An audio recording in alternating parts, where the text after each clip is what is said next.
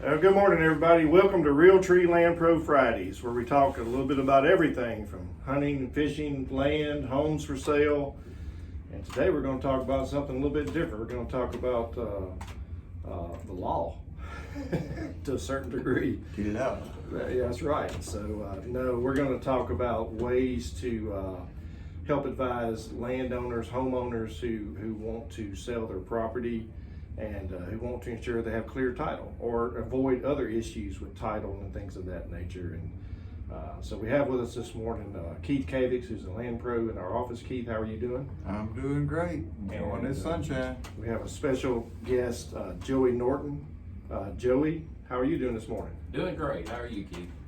Well, good. Joey is an attorney right here in Brookhaven with Norton Law Firm. I understand Joey's also an avid turkey hunter. Is that right, Joey? I'm a turkey chaser. I'm not really a turkey killer or anything like that. I really enjoy it. Yeah.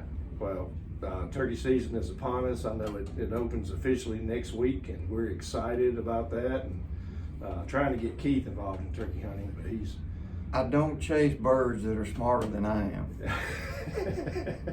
And that's a lot of birds.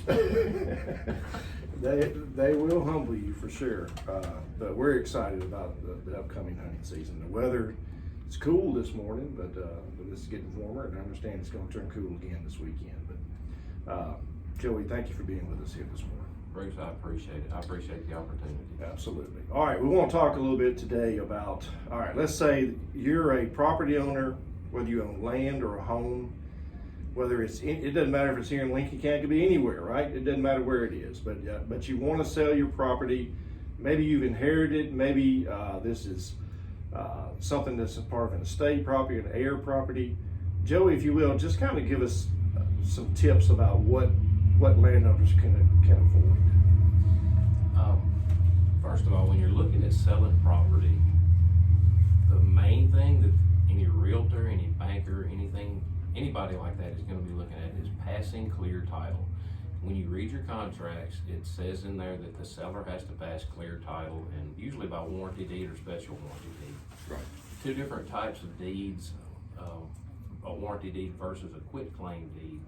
A lot of people call it a quick claim deed. It's not that, it's quit, Q-U-I-T. A warranty deed, you are warranting that nothing is wrong with the title of that property, and if it ever turns up that something is wrong with it, you will pursue correcting that. A quit claim deed is saying, whatever I own, you now own.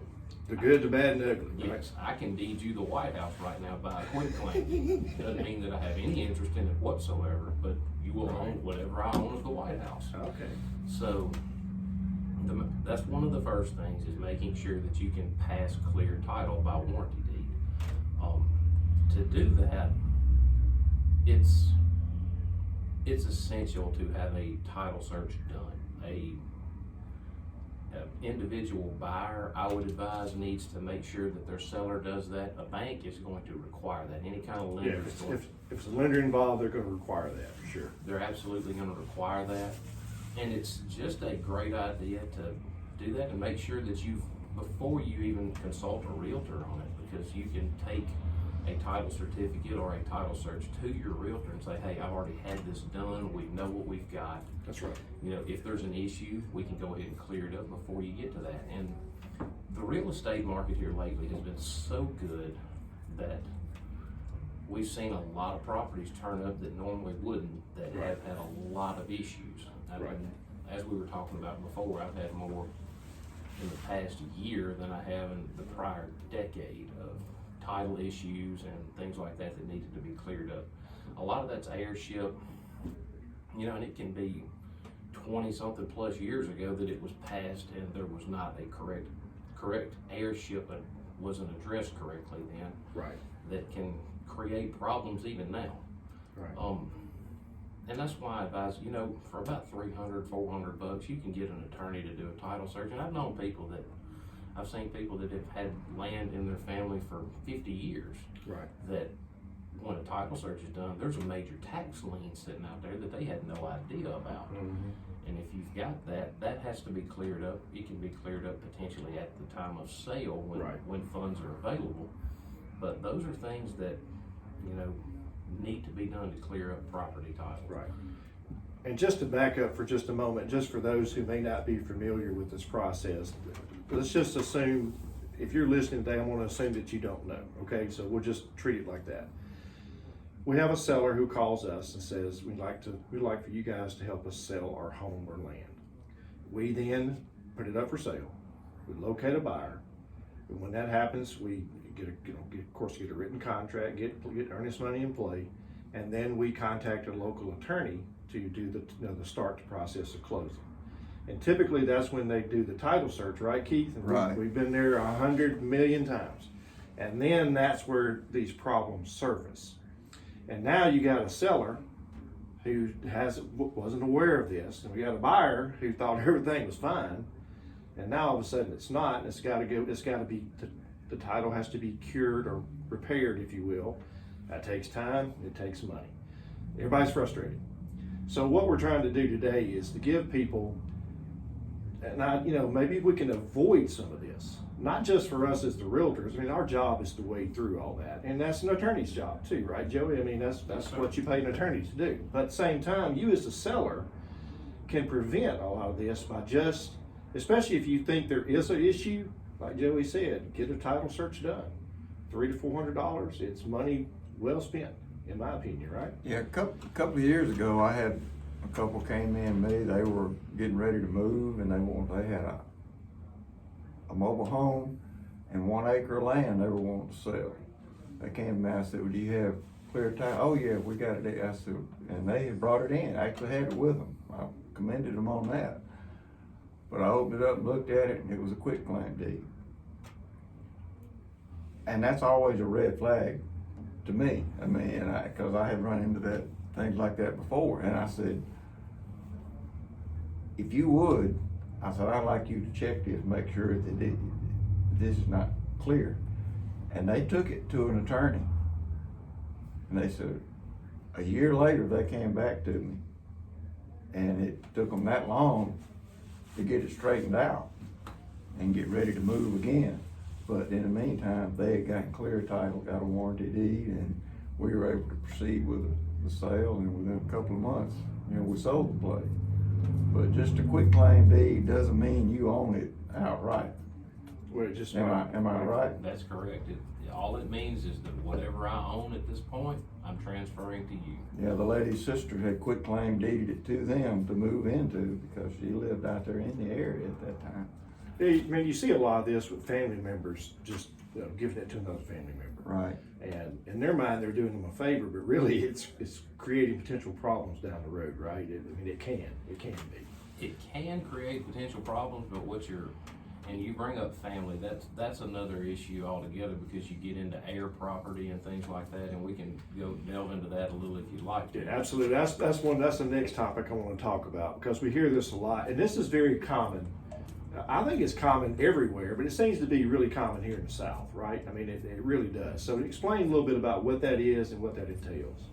Well, heir property, there's a definition under the new statute. There was a new law enacted in 2020, in July 2020, went into effect. It's the Mississippi Uniform Heir Property Partition Act, and it defines heir property. I believe it's either 20 or 25% owned by previous, that inherited it, something like that it's passed title through family, something like that. I can't remember exact wording of the statute, but prior to that, with our partition laws,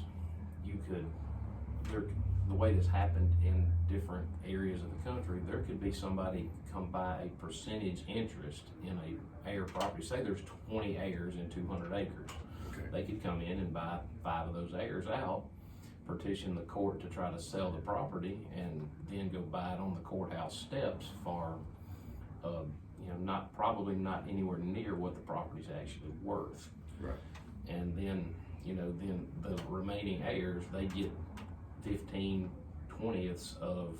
They get a percentage of whatever theirs is. Yes, if it sells for $200, then they're going to get 15/20ths of that. They're going to get what's that, $150 out of it? Right. Come on, Bruce, just give us those numbers off the top of your head real quick. Don't rely on me to do that. But, the way this new statute operates, the ones who, when it's air property like that, it has to go through the court system, and don't quote me on this, I'm no expert on this new statute, we're all learning to navigate this right now. The way I understand it, if somebody partitions to sell that property, petitions the court to sell it by partition by sale, then they have to offer that portion, their part for sale to the remaining heirs, the remaining interest holders. And if it doesn't sell like that and the court does declare that it should be sold, then it has to go through a broker so that real market value is achieved for it. Right. That's one way of protecting the interests of the property owners.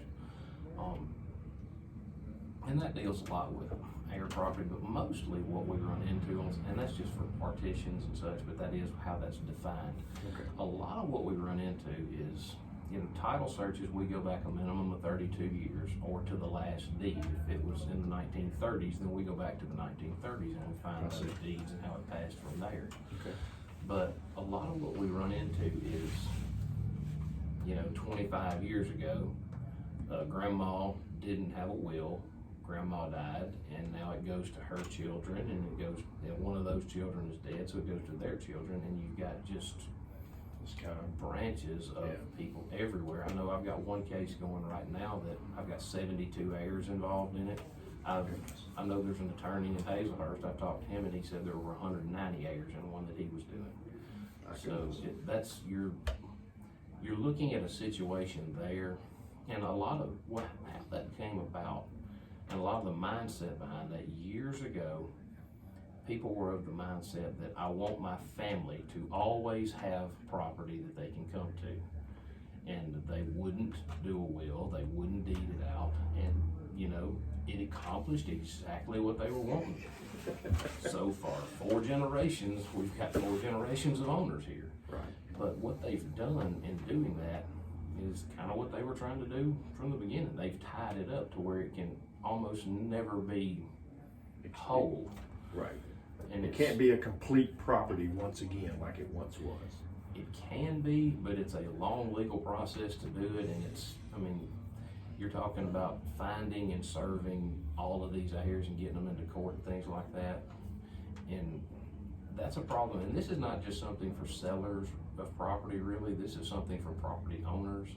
A good way to look out for the interests of your children, your grandchildren, your great-grandchildren is to do a will or something like I say, a will, not that expensive, around the same cost as a title search, something like that. But you're looking at getting it settled for years to come, where you have delineated who the heirs are going to be. You know who's got authority to sign for it, and it's insurance for generations when you do that. All right, I've got one. Somebody does draw up a will. They've got land, they wanna leave it, and they draw up a will to leave it. What's the next step that they need to do? If they've made out a will, what do they need to do? If they've made out a will, make sure whoever the executor is has a copy of that will. Make sure that he or she, whoever the executor is, knows exactly where the original is. If it's in a safety deposit box, because we have statutes that allow an executor to go into a safety deposit box strictly for the purpose of retrieving a will, or just put it in a gun safe. Just know where they're at, know where it's at, because the original is going to be needed and probated through court. There's other ways, but we won't go into that. But that's the main thing, is have that will where they can get it. If there are a lot of people that go ahead and deed it, when they get to a certain age, they go ahead and deed out their property and reserve a life estate on it. And that's a really good way to do it. There's different concerns with that, with capital gains taxes that I won't get into because I am no accountant. But that's one thing that I tend to advise, is go ahead and deed it out and keep a life estate. And you can even word the life estate to where you can reserve timber rights, you can reserve mineral rights to yourself, things like that. Because if you don't word it specifically, then say someone has a life estate in 20 acres, they deed it out to their kids, they keep a life estate on it, and then they go in and cut the timber. Well, that's considered waste of the estate. They may be responsible for the entire amount of that timber to the surviving, to their children. That's right. But if you word it correctly, you can have it to where you can do whatever you want to on the property, cut timber, mine for gold, whatever you like to do. Right. But, I mean, that's a very good way of taking care of that. Even with a will, you can have a will that's sitting out here, and if you need to probate it, you can, but deeding it out and reserving a life estate, because that puts whoever you deeded it to in the position of remainder man. They pick up as soon as something happens to the life estate holder and they're deceased, the remainder man picks it up at that point, and they've got clear title. That's right. Okay, well, if somebody does have a will, should they go ahead and get that recorded? Well, we don't record deeds in the Chancery Clerk's office anymore like we used to. Years ago, they would allow you to do an original will and just bring it and record it at the courthouse. Now they don't do that until the will is submitted for probate. When Okay. somebody's deceased, then the executive Okay, takes it. all right, we misunderstood that. We thought it had to be done, but the truth is, it only applies when you submit it for probate. Yes. Okay. And an unprobated will is, I mean, it's worth the paper it's written on, That's I it. guess. And we We've learned that the hard learned way. something today. We've learned that the hard way. So, you know, there's a lot of information we talked about this morning, but the bottom line is this. If you own property, or your family owns property, and you're thinking about selling it, it's wise to contact an attorney like Joey. I mean, there are several attorneys right here in Southwest Mississippi, but Joey's, in my opinion, one of the better ones in town. So, Joey, you want to leave some information how people get in contact with you, or I mean, it's up to you. I certainly appreciate that. I mean, we try to do a good job, and, you know, if we can help with anything, please let us know. It's Norton Law Firm. We're at 209 South Railroad Avenue in Brookhaven, right facing the train tracks, straight across the train tracks from Janie's Bakery. So we're Can't miss that. That's right. one stop right after the other. That's right. And That's right. our number is 601-833-1121. Thank you, Joey. Good luck this turkey season. Hope you're successful multiple times. Same to y'all. I really appreciate May it. you connect. Thank you.